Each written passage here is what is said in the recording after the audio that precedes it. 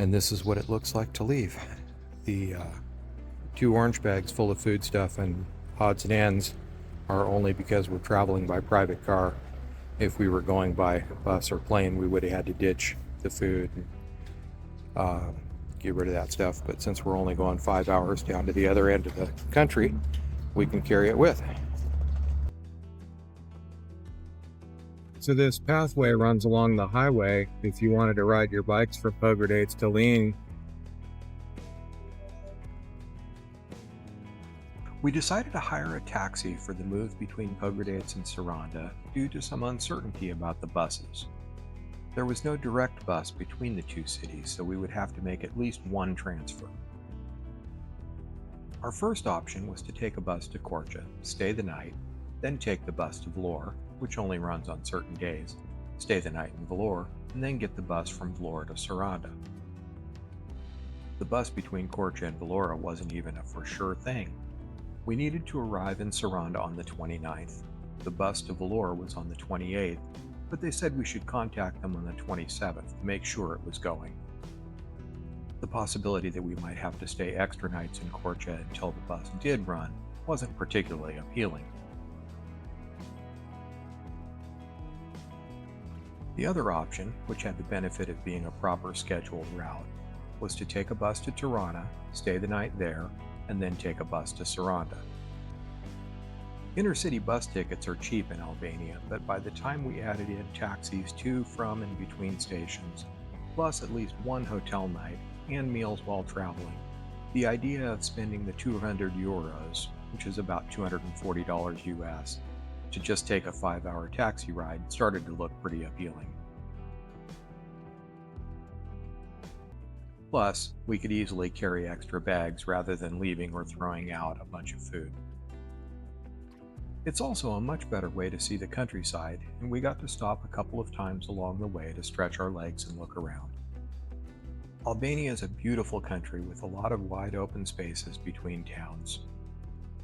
Rather than taking the southern route through Permate, we headed west first and went through Elbasan. The southern route sounds like an adventure for a future visit, though. Apparently there's a pretty impressive set of switchbacks.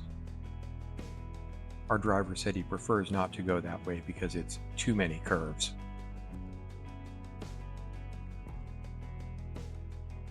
It's a lovely country to travel through. The scenery is varied and pretty, and it's almost exclusively occupied by small villages rather than sprawling towns and cities.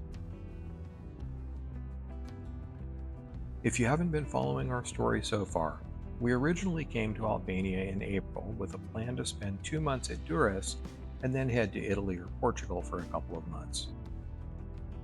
Spoiler alert, that's not what happened. Within 2 weeks of arriving at Durrës, we had decided that we should spend some time exploring more of Albania, since we had 365 days on a tourist visa. Since coastal Albania gets hot in the summer, we booked a month at Pogradec, where it's typically a little cooler due to its elevation.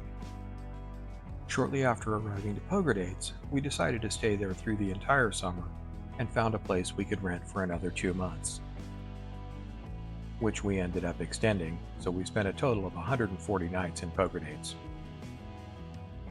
Cooler in the summer also means cooler in the fall. By the end of October, when we were ready to head to Sarandë, it was downright chilly in the mornings, and we were pretty happy to be moving back down to the coast.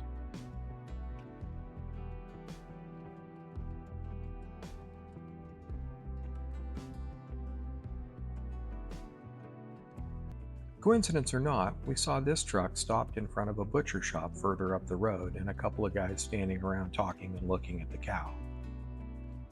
Something supply chain something.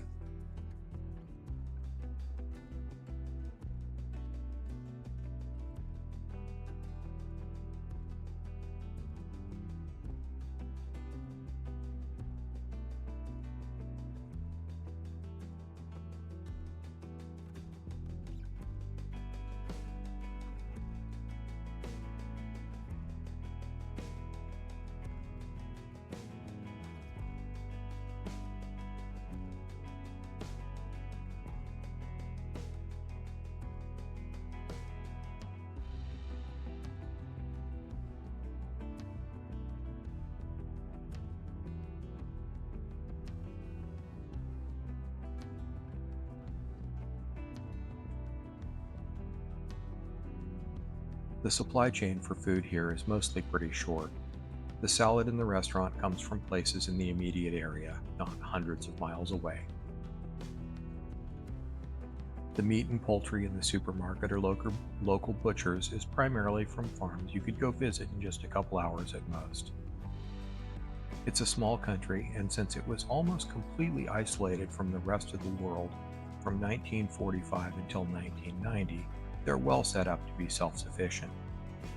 Much of the countryside is small farm holdings, places with a few rows of crops, a small vineyard, a few orange trees, and maybe a pomegranate tree or two. Even the big farms are nothing like the scale of what we see across the US. Olive groves would maybe have 100 or 200 trees rather than being 1,000-acre orchards. Passing through Fier, the Turkey capital of Albania, we saw flocks of maybe 10 to 100 birds being tended to by a man with a stick. Not industrial sheds full of birds, but actual flocks out roaming around.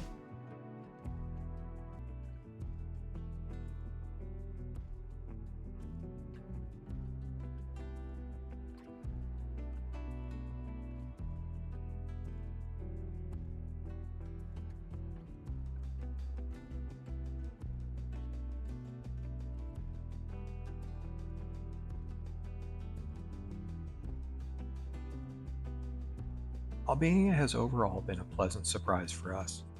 We knew very little about the history of Albania, and I think hearing 45 years as a Stalinist dictatorship gave us a kind of preconceived vision of cities filled with gray concrete block buildings. We also had no expectation that the people would be especially friendly and welcoming to foreigners. They sorted us out on that score pretty quickly. These are the nicest group of people we have encountered in all of our travels. We're seriously discussing what it would look like to apply for residency and settle down somewhere here in Albania. We have to see a few more cities to find our best fit, but for a potential long-term home, Albania is a strong contender.